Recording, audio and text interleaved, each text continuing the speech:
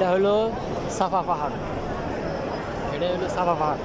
এইখানে ইসমাইল আলাইহিস সালাম এবং তার মা হাজার আলাইহিস সালাম এইখানে দৌড়াদৌড়ি করছিল পানির জন্য। এই পাহাড় সাফা পাহাড়। আর এই দিকে কাবা শরীফ, এই পাশে কাবা শরীফ। আমরা এখান থেকে এসে পড়ছি, এখানে সাফা পাহাড়। আর ওই দিকে আছে যেখানে যাম, ওই দিকে হলো মারোয়া পাহাড়। সাফা থেকে মারোয়া পর্যন্ত দৌড়াদৌড়ি পারছিল ইসমাইল আলাইহিস সালাম এবং তার মা হাজার আলাইহিস সালাম। এটাই সাফা পাহাড়, এটা থেকে এখনও পানি পড়ে।